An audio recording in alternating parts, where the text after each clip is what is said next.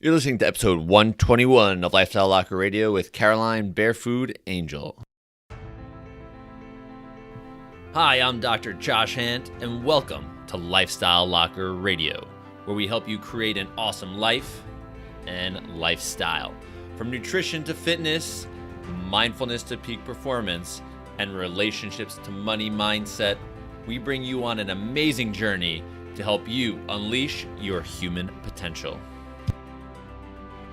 Hey all, welcome back to round two with Caroline Barefood Angel. I want to let you know that this recording has a couple sound snippets in it that may be a little weird just based on our technological connection. But don't worry, I cut most of it out. There may be a little bit here and there, so I want to pre-apologize, but it does not take away from the content. It is so good. So dive into this episode, have a great time, and enjoy.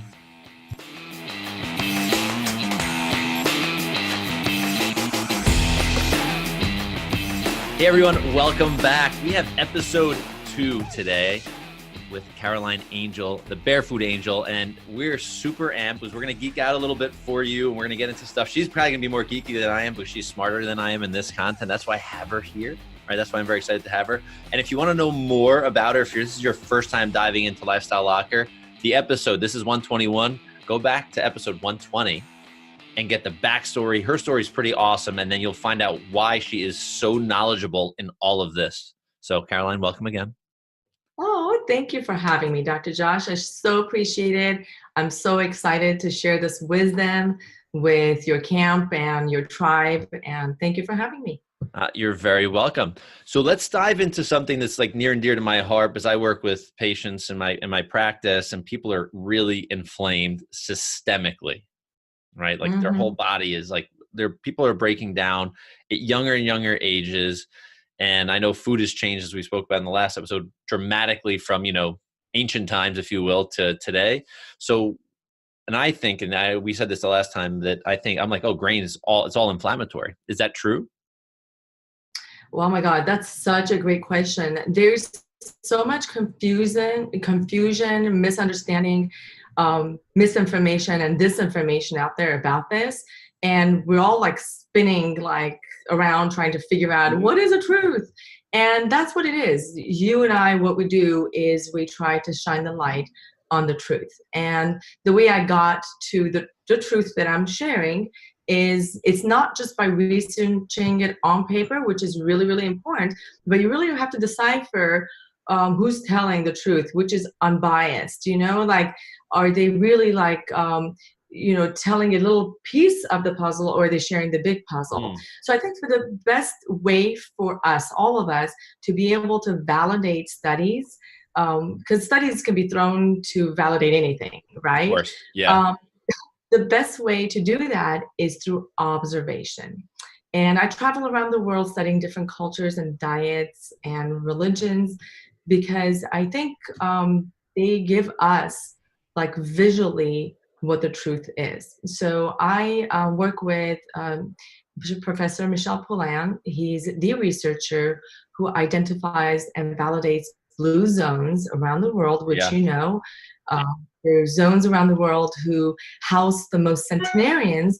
These are people who live over age of 100, not just live, but live with longevity and vitality. I mean, we're talking about having sex in their 90s, vitally. Wow, that's and crazy, yeah. Isn't that awesome? Yeah, pretty amazing. I think it's pretty amazing. So what are they telling us? What is their secret? Like, what are they eating that they can live that long? And, I don't remember what I shared the first time, episode 1, but it may be worth repeating that it was shocking to me. I went in with a set of ideas because we were gluten-free for a while, and it served us really, really well. And I went in thinking, having looked at studies on paper, that I'm sure they're not going to be consuming too much gluten, because here I am in Sardinia, which is part of Italy. They consume a lot of pastas, but for sure in Sardinia and the Centenarian villages where they have longevity, they must not consume a lot of grains. I was like, what is this? Yeah. So first thing in the morning, not everyone, of course, because another thing that they adhere to is biochemical individuality, which we can talk about if there's time. But in the morning, a little coffee, pastry.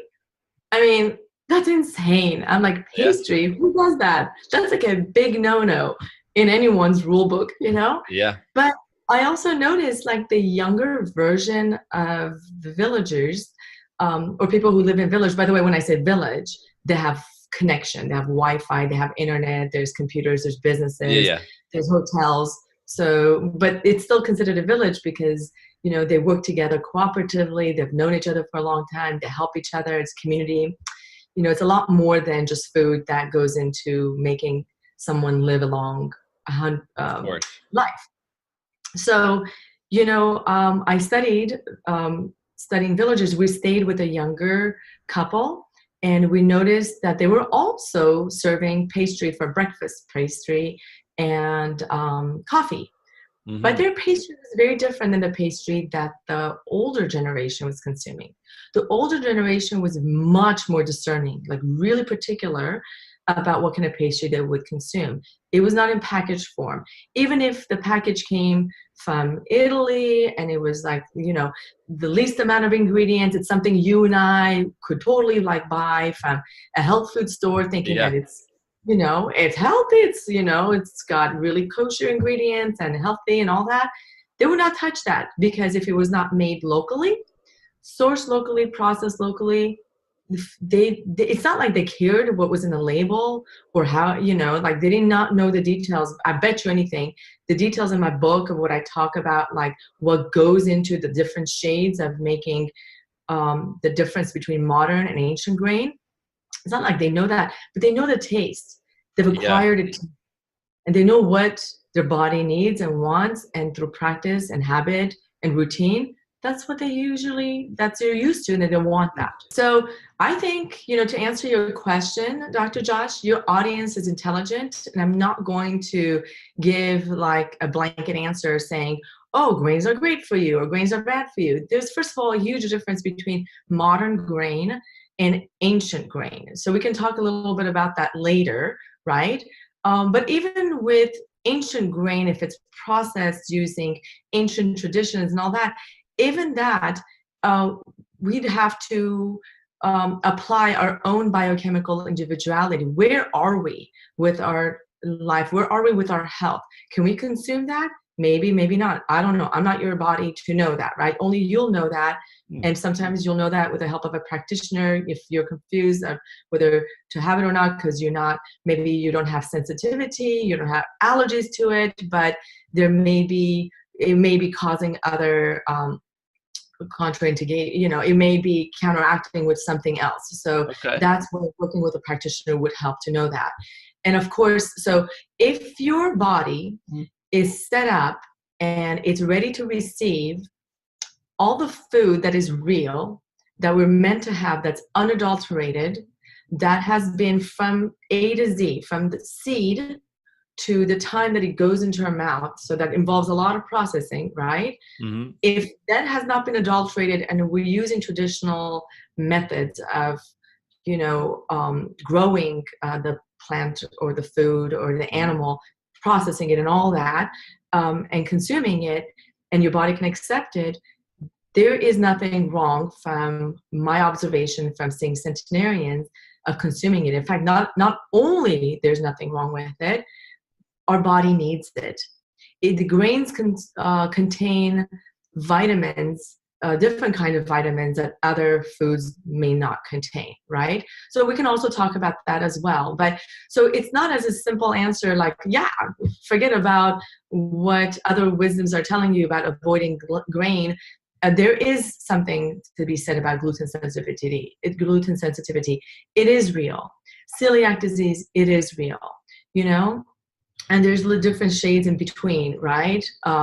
So we do have to be careful about that. Does that answer your question? Yeah. So then yes and no. So as far as inflammation goes, are there certain types of grains, or is it really an individual problem when it comes to inflammation? Yes. Well, it's not the type of grain. It's the way it was grown and it was processed. That'll Now, cause inflammation. yes, Okay. exactly. Got it. Right? Got it. And you mentioned, using a practitioner to help you figure some of these things out. Um, One, what type of practitioner and what kind of testing or what kind of things are they doing to figure out, hey, Caroline, you can eat, an organic, micro processed, blah, blah, blah, blah, pasta or whatever. Like, how would you know that that's good for you? Like, who would tell you that? What kind of practitioner? Yeah, I'm so glad you asked that question because I can only answer what I do. I can't speak for what other people do and how Of their process is and their procedures and protocols and all course. that. There's just as we are biochemically individual, there's many practitioners out there who practice differently. Yes. My philosophy and the way I go about it when a woman, I typically, my focus is on women. Not to say I don't help other people, not to say other people can't benefit from this wisdom, but usually a woman comes to me when they're not feeling their best and there's something out of balance and they're just fed up. Usually they're just fed up because they can't get an answer and they've tried Mm. everything. They've tried healthy diets, they've tried whatever, and the right exercises. They've done all sorts of lab tests and they're just pulling their hair, just not knowing what is wrong with them, because they think something is wrong with them because they can't even, they wish that there was like a terrible answer, like, oh my God, you have this disease. And they're like, oh, thank God, it's not in my head, right? Yes. Yeah. So that's who usually comes to me. And I really, just like everything else in life, I think we complicate things. The more we know, the more our minds want to know, the more we try to complicate things. And it's really simple. I'm not saying it's easy. It is not easy, right? It takes effort to be in control of our own health. But the process of finding out whether somebody is sensitive to a certain grain or not, it's really simple. It's really going back to what your body needs and being in touch with your body. So how I do it, I mean, it's a 10-week process. It will Mm. take about 10 weeks to explain it to you. Mhm. Hey, um, give me it's like the Cliff Notes version. The Cliff yeah, Notes, just a little bit, like just so because I know everything's a process. When I take care of yeah, patients, it's a process. It's not an event. you're Things right. take time. Healing always takes time. Um, Exactly. but I'm just curious to like what is step one? Like, because I'm thinking, okay, is it a blood test? Is it like some kind of testing of some sort? Is it eliminating food? What is it? Okay. I'm Can I asking for a tell you secret, right? what did you say? I'm asking for a trade secret here, I think. Yeah, that's no problem. And it's no secret. It is, I think, so different and not controversial, but it is so different than what other practitioners do. I do not require nor request for any lab test. If Mhm. somebody has a lab test, they want to come to me with that, we can use that as a clue to go forward. I really educate the woman to in different ways and different processes through the program to tap into themselves. There's many things I'm sure you use also in your practice, probably um, the muscle testing, for instance. Mhm. That's Yep. one method, right? But it takes practice, and a lot of people are like, it's so freakishly simple. And we don't have to make it complicated, because what I have found is that when it comes to lab testing, we are doing a test on a moving target. Totally. And we're not just talking about hormones or moving targets. Just as our hormones definitely are moving target, right? Our bodies, we're changing constantly. So it depends on a time of day. If you're taking a test to see if you're, not to say there's no validity to that, not that it won't pick up anything, but I'm telling you something. So when my son was 3 months of age, he had severe eczema and we couldn't figure out what it was. He kept scratching so much, he couldn't sleep at night. And you know how sleep is super important for Yeah. anybody, especially when an infant growing, so all they're doing is most of the time is they're sleeping. that's contributing towards their growth and their health and all that stuff, right? So every day that passed without him sleeping, that was worrisome to me. I was breastfeeding and all that. Like, what is going on? So I've gone to a regular doctor and he says, do the process of elimination. I'm like, I'm already like not eating the usual suspects. It will take forever. By that time, I knew intuitively that it would really affect his health, right? Mm-hmm. It would cause other problems. So intuitively, I found also something drew me. That's how I kind of found functional practitioners as well. I found a natural, and she pinpointed, I think it was prune. I was consuming prunes, and he was allergic to them. Mm. Between that, getting rid of that, and my intuitive sense of giving him fish oil through a 3-month-old, through a bottle, and getting rid of prunes, his eczema was gone 50% the next day, and the second day, it was 100% gone. There's no way I could have picked that up from a conventional doctor. You know? Yeah. So it's really powerful to go deep down inside and do things that are simple, but sometimes we need help. We need practitioners like you to guide us along the way. That's interesting. I mean, it's really neat to see. I love hearing these types of stories because it just shows the power of the human body. You know, it's not that there was a problem, like he didn't have an actual problem. He was having a response to something. Right. Which is really neat. It's not that he was sick. He's like, okay, his body was going, yo, this is not good. Something is not good right now. And, exactly. And with just shifting just some of the simple things, you know, since you're nursing and you should be getting tons of nutrients that way, right? That's where all of those nutrients come from. So with a shift in your diet, that's pretty amazing to hear. It's really cool. Yeah. It just goes to show that, you know, that's exactly what it is. We just need to pivot. But the important thing is what people get caught in. They try something that is not biochemically designed for them or individual to them. Because that's why your patient, anybody else, they know themselves better than anyone else. All we can be is a guide to them, a tool to them. We cannot be their doctor. They have to be their own doctor. Yeah, exactly. Right. Yeah.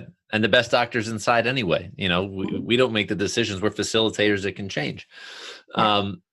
So let's jump in because you mentioned sleep, and I think that's an important piece of the puzzle. You know, sleeping, we mentioned, you know, an infant is, you know, they're getting healthy, they're growing, they're changing, like so many processes are happening every millisecond. So let's fast forward to an adult. Like, are there foods that are I shouldn't say designed. Are there foods that are better for us to eat during the day or the evening that will help sleep so your body can actually restore and be healthy? Yeah, totally. And like you said, sleep is like super important no matter how old you are. You need it for different parts of your cycle that you're going through, right? It plays a crucial role, especially balancing one's hormones, which can affect so many things throughout the body. So, melatonin helps with sleep-wake cycle dysfunction, including insomnia. So many women have a lot of problems with that. They can't sleep, and it's just like a vicious cycle. You can help regulate the melatonin production by consuming foods rich in tryptophan that help produce melatonin, in turn helping to get quality sleep. Okay. And some foods, I'll give you some ideas. Again, I'm not throwing a blanket thing. It just depends. Like some people may be allergic to nuts. Nuts are amazing. Wild caught fish, it's amazing, right? Grass-fed, grass-finished, organic beef is amazing. Turkey and chicken. That's why, you know, when people, you know, after Thanksgiving, they feel sleepy after consuming turkey, right? Because of that. Ancient grains, beans, legumes, and also if your body can tolerate dairy. And I'm going to have a little thing to say about that, but let me just say this. Raw milk, especially when warmed up, it releases a natural tryptophan in the molecules. Make sure you don't go above 118 degrees because that will kill the beneficial nutrients and bacteria in the milk, right? Yeah. So pasteurizing, right? Exactly. So pasteurization and homogenization, that's just like even organic milk. I don't consume organic. I haven't consumed organic milk for 16 years because it's just, why am I paying for that? It is not only deprived of the nutrients, but it's degraded. And the homogenization process breaks down the globules of the fat so little, listen to this, that it goes through the intestinal walls into the system. Whereas a non-homogenized milk, the way it's supposed to be, where the cream is rising to the top, that fat, the heavy, the dense, not the heavy, but the big fatty molecules, you're supposed to consume that because milk has fat-soluble vitamins that need that fat to transport it, right? Without it, it's like having these vitamins, but there's no taxi to take them to places. And what that fat does, if it's not broken up, if it's not homogenized, it passes through the system, the gut system, it goes when you poop, right? So it exits your system versus when it's homogenized, broken up, so you can't see the fat separating, it goes through the intestinal walls and it causes a whole bunch of problems. Yeah. That like someone sounds like leaky gut. I mean, I don't know enough about that, but that's, it sounds like a problem. It should be going through your intestines like the right way, not through the walls of the intestines. Yeah. That's not good. And the things that pass through the walls are supposed to pass through the villi. Like it's tightly like shaped, and it's supposed to be like, and to protect, only to allow the small molecules to go through, only the kind that you're supposed to consume, of course. So that's where you get atrophy over time when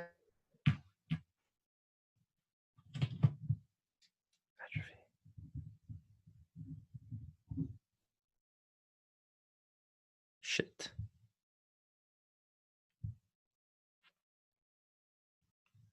I saw that too. Shit, you saw the froze? I got you. Stop with atrophy. Okay, so you can edit this part. I'm a good editor, so don't worry about it. There's a couple little blurs with the connection, but that's absolutely fine. Okay. We'll make it sound good as we can.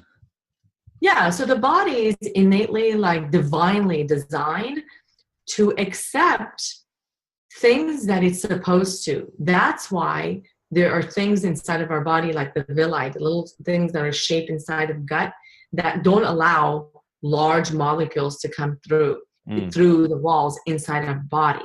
So when you break up those molecules into small pieces and you let it go through the body, when the body is like, I'm not supposed to have that, it causes allergy reactions, it causes plaque, artery, it just causes so many issues. And Dr. Josh, one surprising, interesting, I don't know if that's a fact, but it's interesting observation is that people who are allergic to dairy, usually, if they're really not having other underlying issues, if they don't mind consuming dairy, if they're allergic to dairy, if they switch to raw milk, they can tolerate it.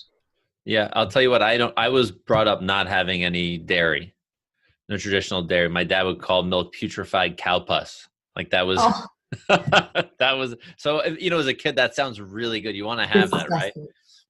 But when, we've had pizza, I'm in New York, so we've had all of these things growing up.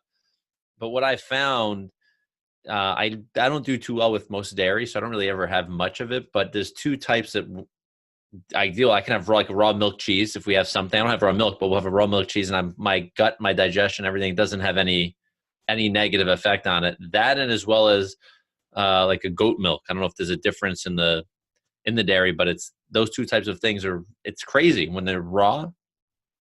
I have zero issue. I'm one of those people. Yeah, you're one of many people like that. Again, of course, there's people who have sensitivity to dairy or I forgot the word, but if they have like gluten sensitivity, most people also can't handle dairy, right? Yeah. So when we deal and help somebody reset their gut and they heal their gut and they're able to consume gluten, they're also able to consume dairy. Yeah. So, and that's interesting. I'm glad you say this because I'm going to just use myself as an example, be vulnerable here. I don't, most dairy or most grain ruins me. But when I was traveling and I was in Italy a year and a half ago, 2 years ago, and I had what you're supposed to have in Italy. I had all the homemade pasta in these small little villages, and I think I had gelato like twice a day, like all of the stuff I normally would not eat. And it had zero effect on like my digestive tract, but I didn't feel burned out, like run down. Like I didn't need to take a nap if I had pasta. So I don't have pasta ever in my house now. But when I was in Europe, in Italy, I had zero issue. And I'm like, well, because their food is real. At least I thought Yeah. it was, like it was interesting.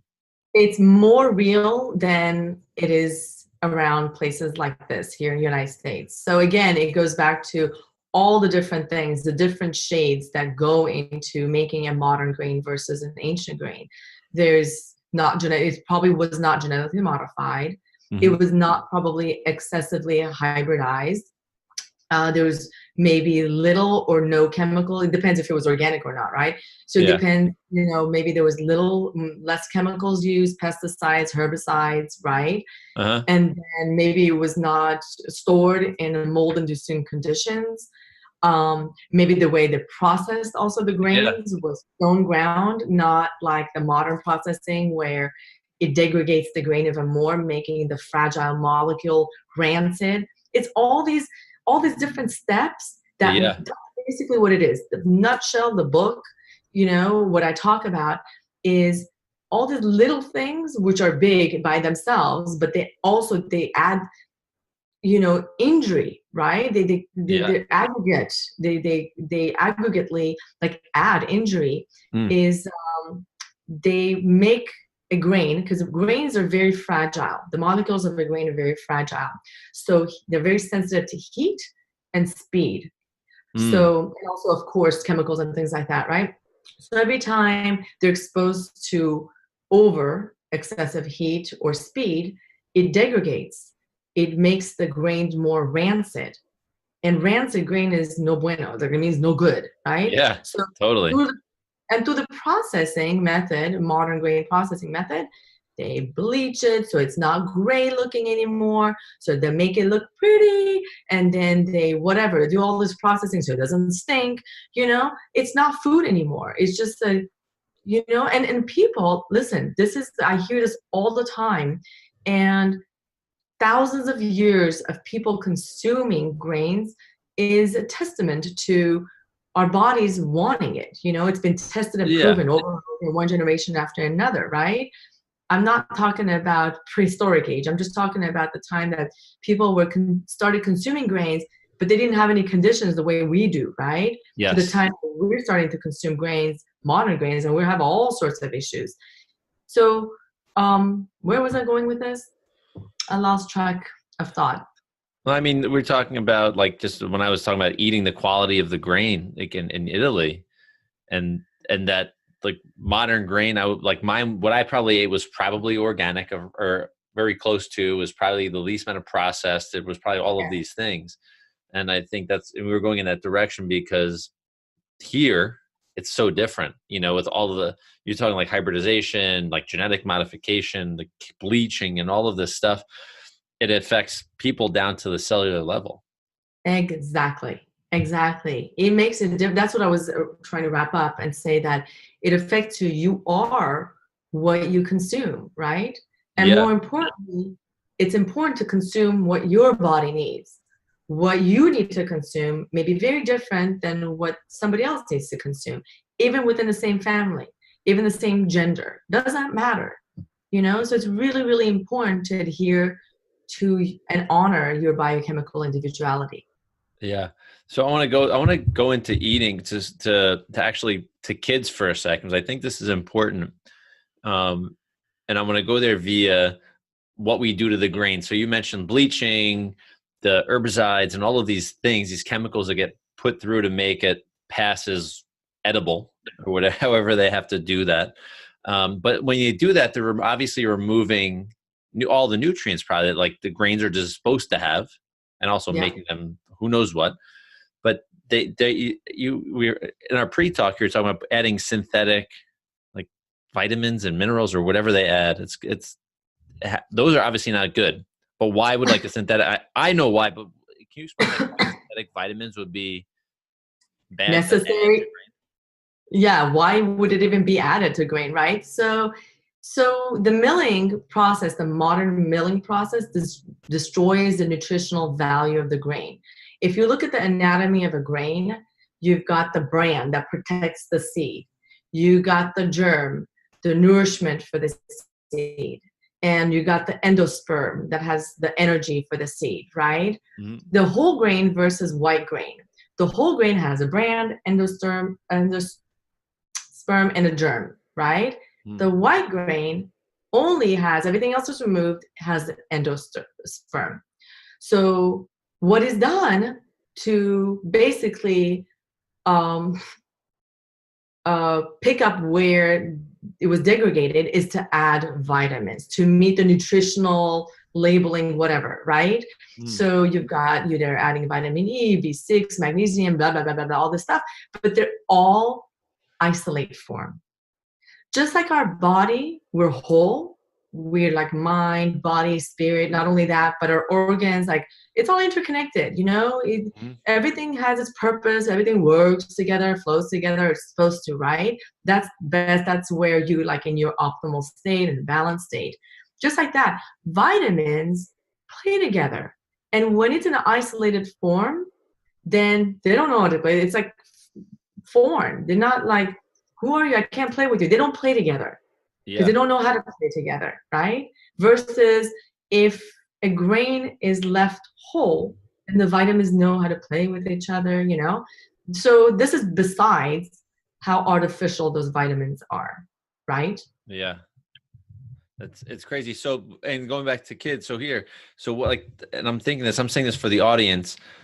We were taught that breakfast is the most important meal of the day all the time. And who taught us that? I think were the bread companies back in the 50s, 40s, whatever the year was when they made the food pyramid. And I think it was like Wonder Bread probably made it and owned, or General Mills. And these kids are eating, like we're starting them off like early in age, eating garbage, like the worst of the worst. Like when it's packaged like that, right? It's got everything. It's got all of the stuff we just spoke about, the bleaching and all of this stuff, 0 nutrients, isolate vitamins. Like, are we wondering why we're starting to have such a crazy issue with children? I know. Tell me about it. I have a few things to say about that because I have children, and it's one thing to control yourself, to have the discipline to not consume something that's bad for you, right? And to find something that's really good for you. That's one whole, journey by itself. But also to have the discipline to get rid of like the habit of not consuming the bad. Children, it's really, really difficult. Trust me, I've had 3 of them, and it comes to challenges, and there's peer pressure, and there's media, and there's everything. They're bombarded, right? There's all these pressures, and of course they make it taste better, and of course it's less expensive. So family gets sucked into like, but I don't have the budget, blah blah blah blah blah.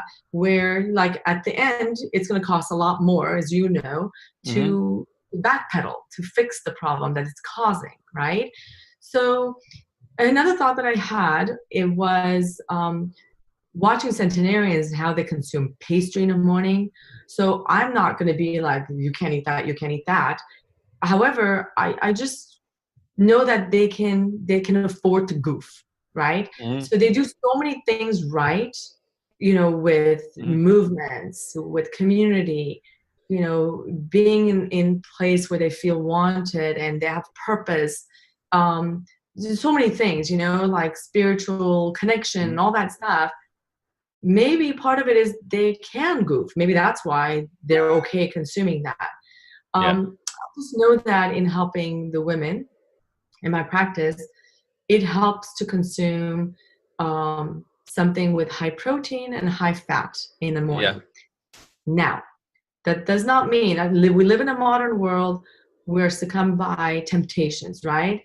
So we're like, oh, we want to have my bread. And there is this realness about like wanting bread because it has something that our body needs, right? The right grains.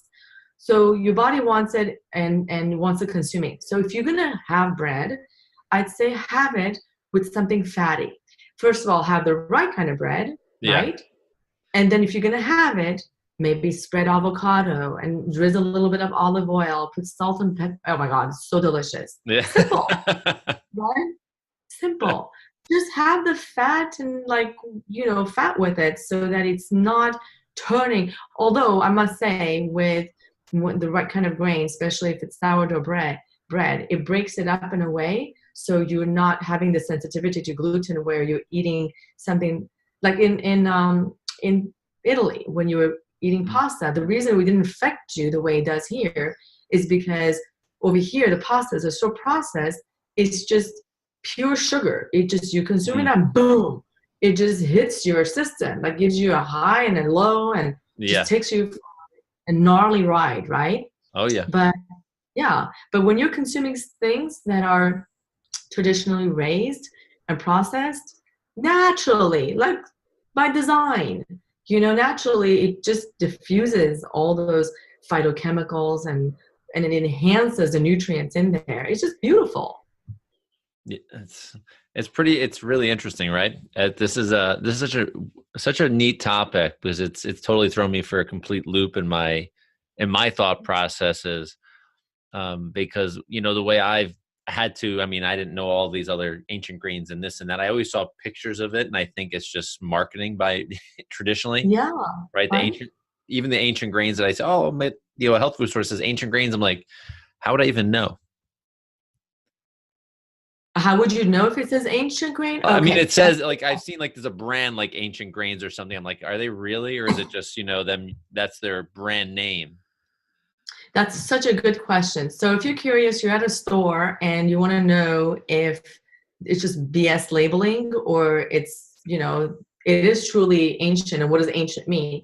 The rule of thumb would be like if it's organic, then it's step in the right direction. Then it's not genetically modified. It's not using the other chemicals that, conventional grains may use and blah, blah, blah, all this other stuff, right? That does not mean that it is not processed using high-speed milling, process. So you can get degraded that way. And it just depends what kind of grains like looking for, like flour to bake something, right? So it takes a little bit of digging actually to find out from that company, like where, they may get their flour already milled from somewhere. So it takes maybe some digging, some research to find out, does that company buy it from somewhere that's stone ground? Or is it highly processed? And if it's organic, then at least, okay, it's processed minimally. The best kind to have is biodynamic. So even if it doesn't say organic. So biodynamic, it adheres to beyond organic, right? Okay. Standards. And also, I'm not sure that, if the flour is coming from biodynamic. I don't know. I most likely will be stone ground, but just to be on the safe side, cautious side, just one little phone call or an email to the company, just asking them, hey, just want to know if it's stone ground or, modern processed. Okay. And so if I go, let's say I go today to my health food store, it's a small local health food store. I mean, they have things like Ezekiel bread. They have there's certain stuff that's in the refrigerator or frozen. Are those more than likely a better, or it's not even true at that point? I still should make that phone call, or is there something I can look at on the label? It may say on there, yeah, totally. Look for organic, biodynamic, stone ground. They may or may not have stone ground on there. But look for those things, right? And of course, look at the ingredients. Are they saying, ooh, this is ancient grain, but they have a whole bunch of crap in there, right? There's a lot of stuff that I don't know what it is. It's probably not good. Exactly. Okay. Exactly. It's perfect. Simple. Like I'm not a baker, but I know, like, it's not like every day I bake, so it's not like I know off the top of my head, but it's like water, flour, like just salt, like simple things you need. You don't need a lot of ingredients, And the best, if you want to know where to get your bread, do you have a farmer's market near you? In the warmer weather, I do. Okay, got it. So sometimes CSA boxes, Uh-huh. they may do that, or cooperatives, Yeah. or places around town where they do old-fashioned bakery. Okay. Ask them, and depending on where you live, the Yeah, of accessibility. course. Mhm. Okay. That's good to know because I'm right by New York City, so we have, there are bakeries, all over the Everywhere. place. There are some Mm. massive ones that are size of like wholesale stores, like a Costco or a BJ's wholesale. We have bakeries Yeah. like that supply. People are like, oh, New York bread is so good, and I'm like, well, a lot of it comes from this bakery by my house. It's this huge plant, but Wow. so I think this is good because I think I'm not alone.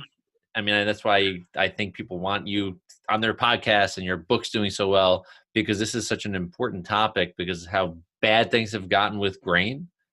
Like people Hmm. need to have like a wake up call so they can start, if they want to consume it, they should do it the right way, the right quality, right? So they're actually doing something for their health, not breaking themselves down. Yeah, or depriving themselves, or feeling guilty, Yeah. yo-yo dieting and all this insanity. I believe we're here. Seriously, it sounds so like if you didn't know me, you would think, oh my gosh, she just wants to party. All we're meant to do, I think, is just be happy, be Yep. joyful, and have a good time, right? Yeah. And how do we do that? How do we make that's what centenarians do. Not to say they don't have any stresses in life. Hmm. We all do. Everywhere, every corner of the world, they have stresses. They have people who die. They have, marriages that fail. They may not have divorces like the way we do, but doesn't matter. Their unhappiness, whatever it is, they have stresses in life of like putting food on a table. It's really like my motto is be like the ship, especially this year. I've really learned this and honed this like mantra. Be like the ship, forge forward toward your heart-centered destination. Keep the balance no matter what the shitstorm around you, and Hmm. have a great time. Yeah. I think that's a fantastic, motto because life is short. Even though we may be living to 100 plus years old now, I still think that's a low number realistically because Mhm. most people are taught to work, they eat crappy for a lifetime, and then they retire and they wither away for the remainder of their lives. I think Exactly. having that happiness is something that can be created very early in life, in childhood, right? And we should just take that through, with community Exactly. and good food, and we shouldn't be worrying about the like what should I eat. No, it's like if we had real food we wouldn't have these worries. We don't have, we have to go through now some processes to create this, but it doesn't need to diminish our happiness. And I think it actually will help create more happiness because if you're healthy you're definitely going to be a happier person for sure. Absolutely. And then if you're happy, then you can give more. The more you give, the more of your light you can shine. Yeah. And Lord knows this world needs more light to Yeah, be shining in the darkness, right? totally. So we would be doing the world service by serving ourselves and being centered in self, not selfish, but centered in self, of taking care of ourselves and our needs Mm. and just wanting to be happy, right? Yes. Without ourselves being healthy, how can we care for anybody else? Right? We Right. should, and I'm gonna be mean for a second. I think we need to be selfish for ourselves, for our health. And that doesn't mean push other people out of the way. I don't mean it that way. But I think Right. without our health, without our own health, if you're a parent or a spouse or something like that, then how can you help care for someone if you're a sick person? It's difficult. Exactly. Exactly. Amen. Amen. Very cool. Well, Caroline, Miss Barefoot Angel, this was awesome. I want to thank you so much. And I can't wait to see where you are going next in this world. Yeah, are you going to be Oh. creating the next blue zone somewhere that I can move to? One, you're so cute. Actually, it's so funny you asked that. I am exploring other possibilities. I'll keep you posted on that one. But right now, I'm doing one woman at a time. And may I again offer your audience the two gifts that I'm giving? And I want to make Yeah. sure that they hear this. Okay. So I think I have 2 or 3 gifts. I'm not sure. We'll see. So if they subscribe to my site, they'll receive the free which fats to eat, which fats to ditch, because what kind of fats and oils we consume has a huge impact on our weight, energy, stamina, mental clarity, and health. So that's number 1.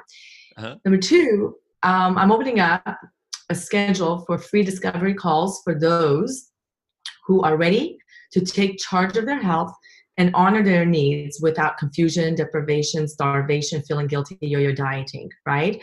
So I've created this program to help women who are experiencing anxiety, depression, low self-esteem, PMS, hot flash, sleeplessness, forgetfulness, all this painful stuff that, women normally suffer through silently.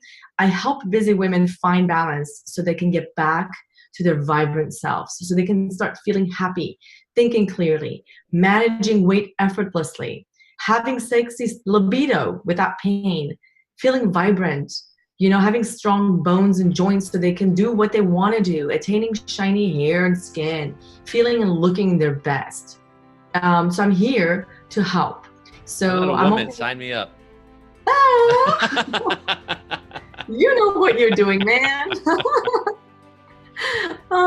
So I'm opening up my schedule for a limited number of women. It's a 30-minute free discovery consultation call, and they can book me through Calendly, and I know you're gonna have this in the show notes. Yeah, it's in the show notes. Okay, calendly.com/barefootangel, and if they enter a coupon lifestyle locker, that's the third gift. So make sure you enter the coupon lifestyle locker during the booking. Upon completion of the call, you'll receive a free PDF copy of my book, 50 Shades of Grain, The Truth About Eating Bread and Feeling Great. And you'll get the brands of recommended breads and how to make artisan sourdough bread recipe and all sorts of good stuff. Oh, wow. That's awesome. I love the generosity. And so everybody, make sure you do check the show notes. All the details will be there. All her connecting spots, whether it's her social media platforms or her website and the Calendly, her digital calendar, which you can actually click on and make an appointment to actually have that discovery call. I highly recommend doing that. If you didn't get anything out of this call, I think you need to hit rewind and go back and go forward, right, to listen again, and also make sure, if you haven't already listened to the previous episode, there's a lot of great content in there, and I don't want to say you're going to miss out if you don't, but I think you totally should listen to that and then come back and listen to this. It will follow up and follow through. So, Ms. Caroline Angel, thank you so much. This was awesome. Thank you so much for having me. It's always nice to connect with you again. Yes.